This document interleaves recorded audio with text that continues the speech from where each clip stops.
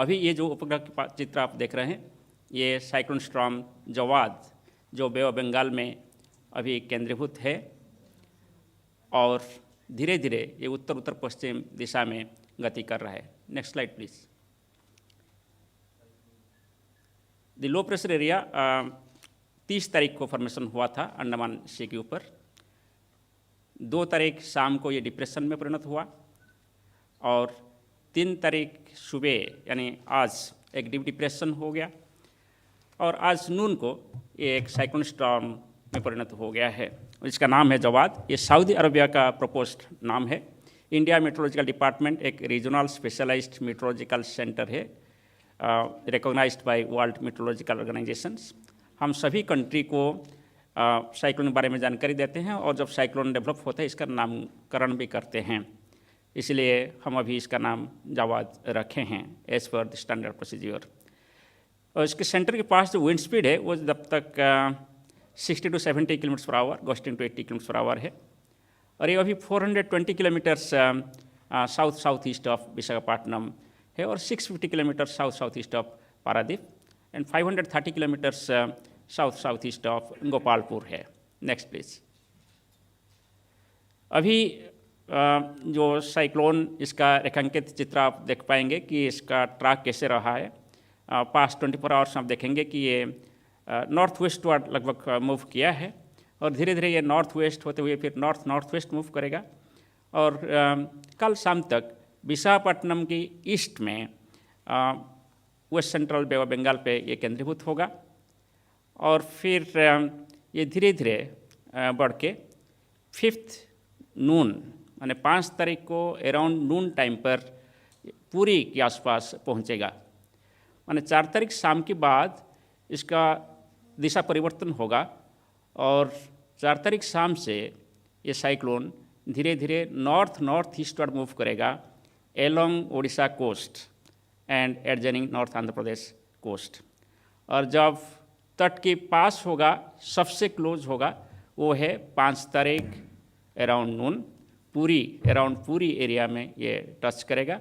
इसके बाद इसका नॉर्थ ईस्टर्न मूवमेंट जारी रहेगा एलोंग ओडिशा कोस्ट एंड ये पॉसिबिलिटी है कि टच करने के बाद इसका वीकनिंग शुरू होगा और धीरे धीरे ये नॉर्थ ईस्टवर्ड मूव करते हुए वेस्ट बंगाल तट की तरफ गति करेगा। और इसके लिए हम प्री साइक्लोन वॉच इशू किए थे 1 दिसंबर पे और साइक्लोन अलर्ट हम इशू किए हैं और हम इसको फिर साइक्लोन वार्निंग में परिवर्तन करेंगे।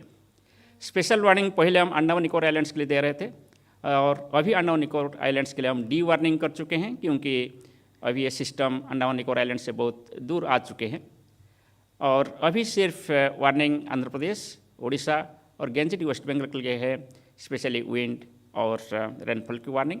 और नॉर्थ ईस्टर्न स्टेट्स में भी इसके असर में बारिश हो सकता है, इसके लिए वहाँ भी हैवी रेनफॉल वार्निंग है। Next please. इसको हम कंटिन्यूसली मॉनिटर करते रहते थे जैसे ही पहले साइक्लोन्स वगैरह, और 18 नवंबर को हम पहला इंडिकेशन दिए थे कि अंडमान सी और adjoining south bay of Bengal में एक साइक्लोनिक डिस्टर्बेंस डेवलप हो सकता है towards the end of the second week. Next. और ये इन्फॉर्मेशन पहला एक स्लाइड पहले, ये इन्फॉर्मेशन को फिर हम अपडेट किए थे 25 नवंबर को, ये दिखाते हुए कि ये south east bay of Bengal में कैसे इसका मूवमेंट होगा और कैसे मूव करेगा। इनिशियली नॉर्थ वेस्ट जाकर फिर north and north east movement होगा और जेनेसिस का ये प्रेडिक्शन था कि ये एक साइक्लोन बनेगा। Next please.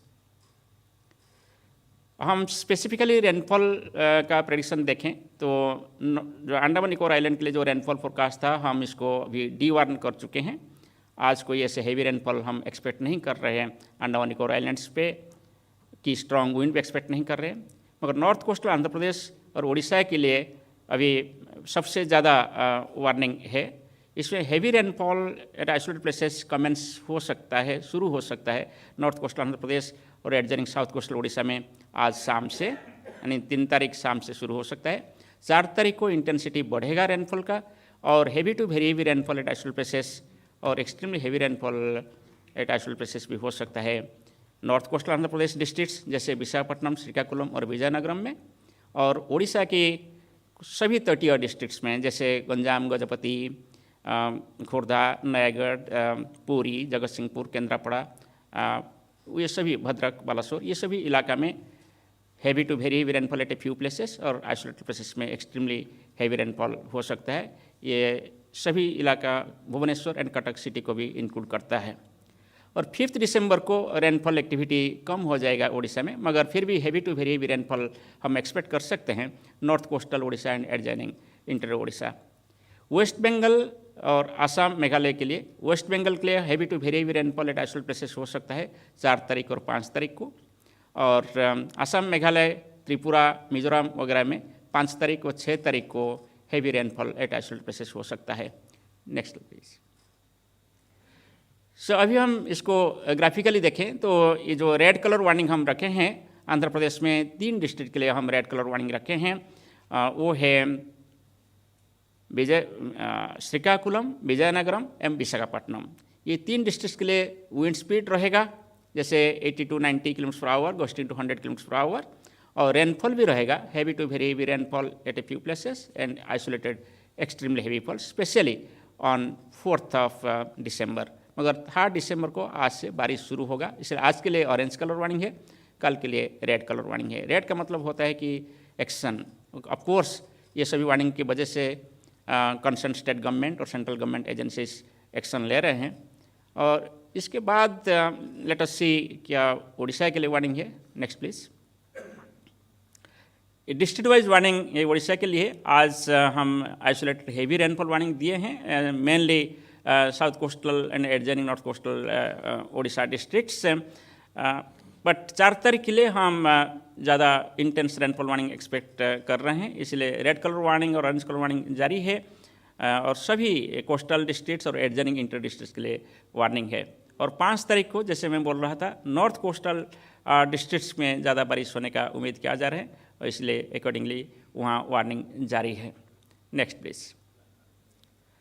सो विंड्स का बात करें, सो स्क्वाली विंड्स आज रात से शुरू होने वाला है, और 45 to 55 km/h विंड स्पीड शुरू होगा मिडनाइट के बाद। नॉर्थ कोस्टल आंध्र प्रदेश और साउथ कोस्टल उड़ीसा में पहले शुरू होगा, और धीरे धीरे साउथ कोस्टल उड़ीसा और नॉर्थ कोस्टल उड़ीसा का जो डिस्ट्रिक्ट्स है और इसके आसपास जो समुद्र है वहाँ होगा। तो सबसे ज़्यादा विंड स्पीड 4 तारीख शाम से शुरू करके 5 तारीख फॉरनून तक और नून तक आप एक्सपेक्ट कर सकते हैं। इसके बाद जैसे नॉर्थ ईस्टर्न साइक्लोन जाएगा, इसका वीकनिंग होने का चांस है जब वेस्ट बंगाल कोस्ट के पास पहुंचेगा, इसलिए वहाँ फिर विंड स्पीड कम होते रहेगा। और कोस्ट की बात करें तो जो मैक्सिमम विंड स्पीड हम एक्सपेक्ट कर रहे हैं north coastal Andhra Pradesh district जैसे विशाखापट्टनम, श्रीकाकुलम, विजयनगरम डिस्ट्रिक्ट्स, और उड़ीसा का जो coastal district starting from Ganjam, Gajapati up to Kendrapara districts, इस डिस्ट्रिक्ट्स में wind speed 80 to 90 km/h going to 100 km/h हो सकता है।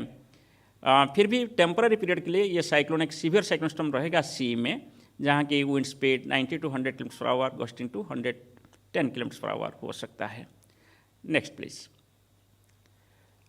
वेस्ट बंगाल की बात करें, सो वेस्ट बंगाल में जैसे तटीय इलाका है, west and east Medinipur and north and south 24 Parganas, इस एरिया में पहले बारिश शुरू होगा 4 तारीख को, और 5 तारीख को इस इलाके में बारिश ज़्यादा होगा। और इसके साथ साथ जो गैंजेटिक वेस्ट बंगाल है, इसमें जितना डिस्ट्रिक्ट है इंक्लूडिंग कलकत्ता, वहाँ भी हम हैवी रेनफॉल एक्सपेक्ट कर रहे हैं। और यहाँ हमारा उम्मीद है कि heavy to very heavy rainfall होगा, मेनली तटीय इलाका में जो कोस्टल डिस्ट्रिक्ट्स है। Next please. और विंड वार्निंग देखें तो जैसे मैं बोल रहा था कि अभी एक साइक्लोन बन चुका है, इसका current wind speed 60 to 70 kmph है, वो धीरे धीरे बढ़ेगा 65-75 होगा। ऐसे बढ़ते हुए 90 से 100 किलोमीटर और गस्टेंस में 110 किलोमीटर प्रति घंटा हो सकता है 4 तारीख को मॉर्निंग से शुरू करके नेक्स्ट 24 आवर्स के लिए, यानी 4 तारीख मॉर्निंग से 5 तारीख मॉर्निंग या फॉरनून तक ये मैक्सिमम विंड स्पीड हो सकता है। इसके बाद विंड स्पीड डिक्रीज होगा। और स्क्वाली विंड स्पीड जैसे मैं बोल रहा था, आज रात से मध्यरात्र से मिडनाइट से स्क्वाली विंड स्पीड शुरू होगा और धीरे धीरे विंड स्पीड बढ़ेगा बढ़ के विंड स्पीड 90 kmph तक जा सकता है नॉर्थ कोस्टल आंध्र प्रदेश और उड़ीसा के तटीय इलाका में। जब वेस्ट बंगाल की बात करें, वहाँ विंड स्पीड 4 तारीख शुरू होगा 45 to 55 kmph और बढ़ते हुए 60 to 70 kmph और गस्टिंग टू 80 kmph हो सकता है। नेक्स्ट चलिए। सो अकॉर्डिंगली सी कंडीशन अभी हाई है। हाई मीन्स वेव हाइट बहुत ज़्यादा है, जो कि शिपिंग के लिए और फिशरमैन बोट्स वगैरह के लिए सेफ़ नहीं है, और ये high to very high sea condition जारी रहेगा 5 तारीख तक। इसलिए 3 तारीख से 5 तारीख तक जो सी एरिया है कम्प्लीटली अनसेफ है, mainly central bay of Bengal और north bay of Bengal. Next please. So इसलिए जो हम एडवाइजरी इशू किए हैं कि fisherman are advise not to venture into south east and east central bay of Bengal on 3rd, और वेस्ट सेंट्रल और north west bay of Bengal को 3 से 5 तारीख अंदर नहीं जाना चाहिए। और जो भी अभी इमीडिएटली कोस्ट के पास सी में है वो तुरंत वापस आ जाना चाहिए। कोई अभी 5 तारीख तक सी के अंदर नहीं जाना चाहिए। इसके अलावा जो उस तरह हमारा ऑफशोर एक्टिविटीज़ होता है, एलोंग शोर एक्टिविटीज़ होता है, इंडस्ट्रीज है, पोर्ट्स है, और शिपिंग एक्टिविटी है, और टूरिज्म एक्टिविटी भी है इस इलाका में, हम सभी को ये हम चेतावनी दे चुके हैं कि जुडिशियस होना चाहिए, रेगुलेट करना चाहिए और सस्पेंड कर देना चाहिए। 4 तारीख 5 तारीख को समस्त एक्टिविटी सस्पेंड हो जाना चाहिए। जस्ट लाइक फिशिंग ऑपरेशन, ये सभी ऑपरेशन भी 4 तारीख को 5 तारीख को सस्पेंड होना चाहिए।